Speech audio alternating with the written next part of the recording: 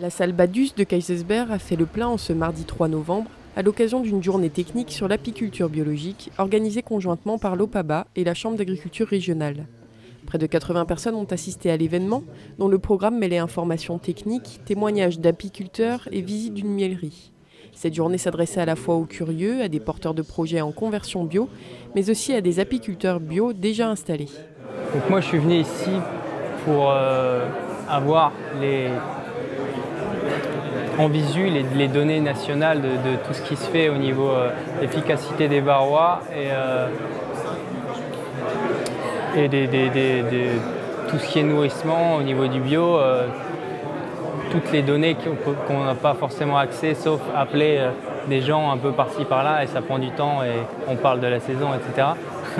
Là c'est en brut, donc on peut les prendre directement, on peut savoir à peu près où on se situe au niveau de l'apiculture bio et c'est assez utile pour faire les années, les prévisions, comment on va mener nos ruches par la suite, quoi. Voilà. Fin 2014, l'Alsace comptait 18 apiculteurs bio, amateurs, double actifs et professionnels confondus. Le plus petit dispose d'une quarantaine de ruches, quand le plus gros mène près de 350 ruches en bio. Au total, ce sont quelques 3000 ruches qui répondent aux critères de l'apiculture biologique en Alsace, soit 15 à 20% de la totalité des ruches exploitées dans notre région. Pour faire de l'apiculture biologique, il faut répondre donc à un cahier des charges qui spécifie notamment des restrictions sur les traitements appliqués contre les parasites de l'abeille, également sur le nourrissement des colonies et sur la matière dans laquelle sont faites les ruches. Il y a encore d'autres petits détails, notamment sur le clippage des ailes des reines, qui font que l'apiculture se fait suivant le cahier des charges. Alors ce ne sont pas des contraintes extrêmement compliquées d'appliquer, n'importe quel apiculteur finalement peut se mettre à faire de l'apiculture biologique sans changer radicalement sa manière de travailler. Il y aura par contre des changements importants qui auront des conséquences sur la manière notamment de gérer l'infestation par le parasite varroa. Ça, c'est un des points justement les plus importants de ce cahier des charges.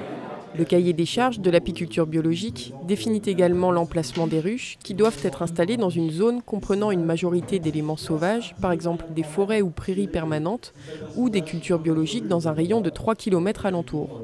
Agriculture biologique et apiculture biologique sont donc étroitement liées. Lorsque la première gagne du terrain, la seconde profite de nouvelles opportunités d'installation. Toute l'agriculture bio qui se développe en ce moment profite au milieu apicole et particulièrement à l'apiculture biologique puisque ça permet de créer de nouvelles zones de butinage intéressantes pour les abeilles, de nouvelles zones de production. Donc c'est vraiment une relation qui est assez intime et il y a des apiculteurs d'ailleurs qui font de la pollinisation dans des vergers bio, ce qui permet d'avoir un environnement sain, intéressant pour les abeilles et qui permet le développement de leur population et d'assurer un service de pollinisation pour les agriculteurs bio. Mais contrairement à l'agriculture biologique qui bénéficie dans l'opinion d'une place à part, l'apiculture biologique se retrouve coincée sur un marché de production de miel régional déjà saturé. Certaines études montrent même que le consommateur considère souvent le miel comme un produit naturel et donc par extension comme un produit presque bio. L'opportunité financière qui peut inciter un agriculteur à se convertir en bio n'est du coup pas effective dans le cas précis de l'apiculture.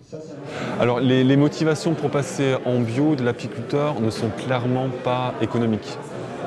Parce que les intrants coûtent un petit peu plus cher. Il y a un surcoût pour la cire, pour les traitements, pour tout ce qui est sirop de nourrissement aussi, pour les sucres. Donc il y a un circuit qui fait qu'il y a des charges supplémentaires. Et en termes de valorisation, les produits apicoles bio se retrouvent sur le marché alsacien à un prix qui est légèrement supérieur, mais qui ne se différencie pas beaucoup par rapport au miel et aux produits de la ruche conventionnels. Donc on a fait une enquête prix en 2013 et 2015 sur les prix de vente du miel biologique en Alsace. La différence de prix entre le miel conventionnel et le miel bio sont de l'ordre de 10 à 20%. Parfois, on a même, suivant le type de miel vendu, miel monofloraux, miel polyfloraux, on a des niveaux de prix qui sont quasiment au même niveau entre la référence bio et la référence non bio.